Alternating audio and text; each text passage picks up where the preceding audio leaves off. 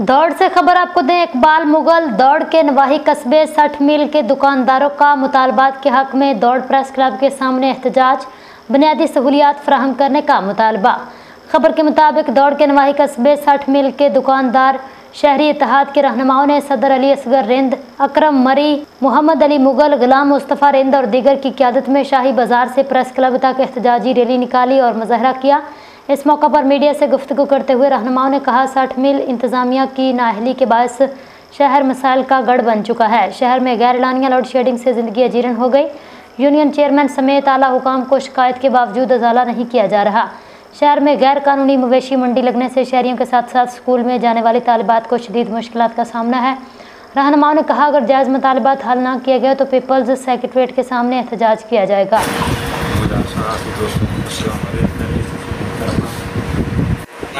शहर 60 मील के बुनियादी मसइलनि लाइ शहर 60 मील प्रेस क्लब के असां प्रेस कॉन्फ्रेंस करे चुका आहियूं। जेके भी शहर 12 बजे ताईं माल हले थी, इहा ॾाढी नुक़सानकार आहे। आमदो रफ़्त में तकलीफ़ आहे।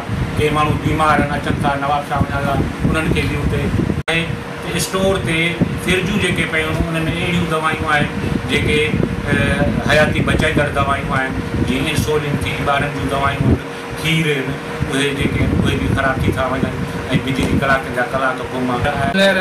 जीअं मां थोरा तो शुक्रगुज़ार आहियां प्रेस क्लब के। असांजा 60 मील शहर जा बुनियादी मसइला आहिनि, उन्हनि खे हल करण लाइ असां हर प्लेटफॉर्म ते असां एहतजाजी मुज़ाहिरा, एहतजाजी धरणा ऐं ज़िले लेवल ते, यूसी लेवल ते असां पंहिंजा मसइला हल करण जी कोशिशि कई आहे। लेकिन असांजा जेके आला अमलदार आहिनि उन्हनि ते को बि जेको आहे सो अञा ताईं अमल न आहे कयो। सो आइंदा अगरि असांजा इहे मसइला जेके आहिनि बुनियादी मसइला हल न कया विया त असां इंशाअल्लाह प्रेस क्लब नवाबशाह उन जे अॻियां जेको आहे सो एहतजाजी मुज़ाहिरो कयो वेंदो ऐं ॿियो पीपल्स सेक्रेटरीट नवाबशाह उन जे अॻियां बि जेको आहे सो एहतजाजी मुज़ाहिरो असांजो कयो वेंदो। एहतजाजी धर्म हणी वेही करे जेसिताईं असांजा मुतालबा हल न थींदा असां कोन उथंदासीं। उहो असां सफ़ाई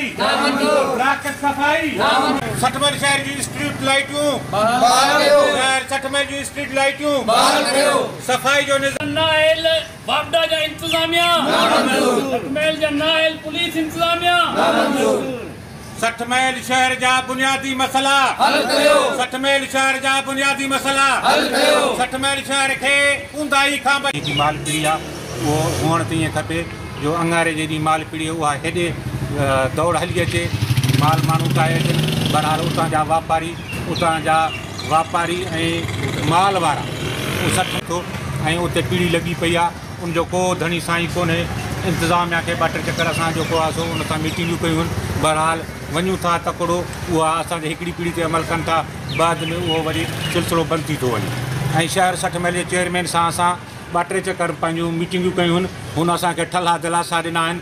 को सफ़ाई जो इंतज़ाम शहर 60 मील में हल न कया विया त असां इहो चिता ज़रूरु ईंदासूं। अॼु तालके दौड़ में असां पंहिंजो एहतजाज रिकॉर्ड करायो आहे। इंशाअल्लाह असां अली अकबर जमाली चेयरमैन, ज़िले चेयरमैन जे ऑफिस जे आॾो पंहिंजो धरणो हणी पंहिंजा मुतालबा हल कराईंदासूं। न त इहे चूंडियल नुमाइंदा आहिनि, इन्हनि खे खपे त असांजे एहतजाज खे नोट कनि ऐं पंहिंजे चेयरमैन खे चई करे असांजा मसइला जाइज़ मसइला हल कराइनि। शहर उन्हनि जो आहे, उन शहर जा अली अकबर जमाली जो तालुक़ बि इन शहर सां आहे।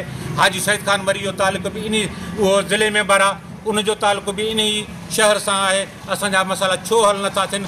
असां जॾहिं त हिकु प्लेटफार्म जा सभई आहियूं, उहे बि इन ई प्लेटफार्म तां आहिनि, पीपल्स पार्टी जा आहिनि, असां बि पीपल्स पार्टी जा आहियूं।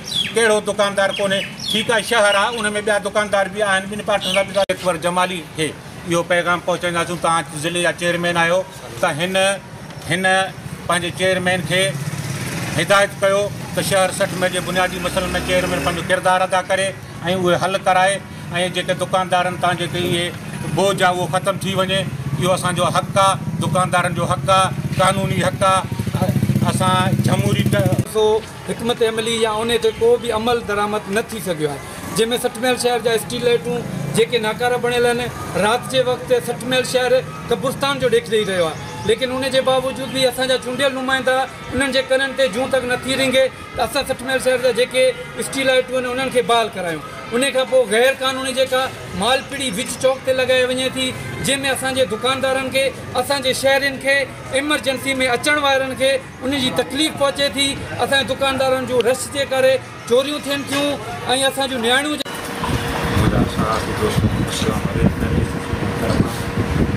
पंहिंजे शहर 60 मील जे बुनियादी मसइलनि लाइ पंहिंजे शहर 60 मील जे प्रेस क्लब जी असां प्रेस कॉन्फ्रेंस करे चुका आहियूं। जेके बि शहर